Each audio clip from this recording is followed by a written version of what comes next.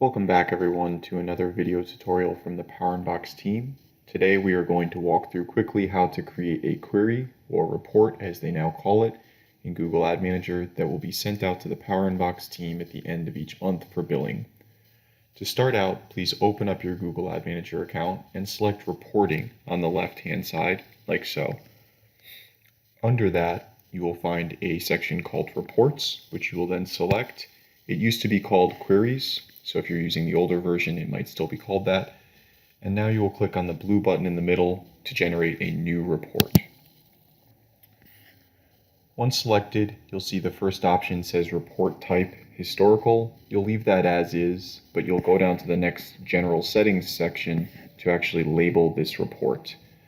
PowerInbox's preference would be that you label it with the words last month, like so, space dash space, your company name. So in this case, I'm going to use the example company XYZ. And then lastly, your company ID that's specific for PowerInbox. So this is something you can retrieve yourself, either in the PowerInbox dashboard in the top right-hand corner, or you can simply ask your PowerInbox representative and they can supply that to you.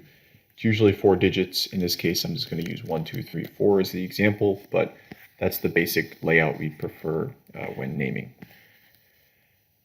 Next, you'll go to the date range, in which you'll leave dynamic as is, but you will be changing yesterday to last month. It's important to note that you're not going to select last 30 days, but actually last month. Table structure you can leave as is, so that'll be selected as flat, but filters you are going to add a filter. This is where you'll search for the actual ad units filter itself, and you want to make sure you include child ad units here as well. So it's the second option. Once that's selected, you'll search out all PowerInbox enabled ad units that we've built together in Google Ad Manager. So in most cases, it's easy as selecting PowerInbox newsletters or PowerInbox emails, because most people have that as a parent ad unit and all the ad units will live below it. If you don't and you chose to use a different taxonomy, please just select any ad unit that is specific to the PowerInbox ad network.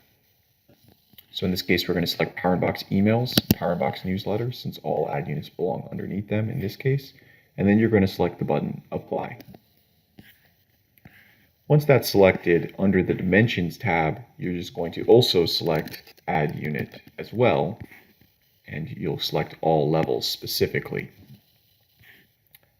That's all set there.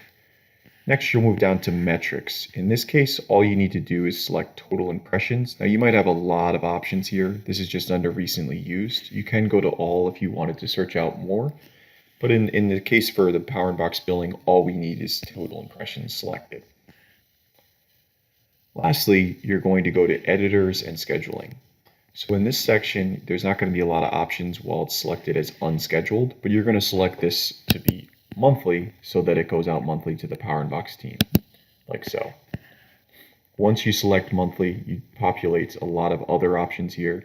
You'll go and change this to the first day of the next month. So in this case, it's January 16th right now. So February 1st will be the next available time for me to get this report. You'll also set this up so that it runs for at least a year. So in this case, we're going to do 2/1/2021 and then apply. So now you have a monthly report scheduled to go out the first of next month for all of last month's data, and it's going for at least a year. The last piece here we're going to do is actually add the recipients of this. So in this case, we're going to do doubleclick PowerInbox.com. It's an email address that you might have already given access, executive access to your account, that is.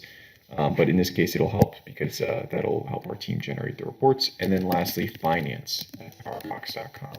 So make sure you type those out and hit enter so they both appear. But again, those email addresses are doubleclick at PowerInbox.com and finance at PowerInbox.com. Last piece here, so you're just going to hit save. Once you hit save, it should pop up with a message down below, report created, which is great. If you ever did want to run it, you could hit save and run or just simply run. But now this will be available to you if you'd like to add any other recipients or ever change anything around, including adding more ad units in the future, simply by selecting this option right here. Let the PowerInbox team know if you have any questions on this, and if you wanted to walk this through this together, we could of course do a screen share. Thank you very much, and stay tuned for more videos to come.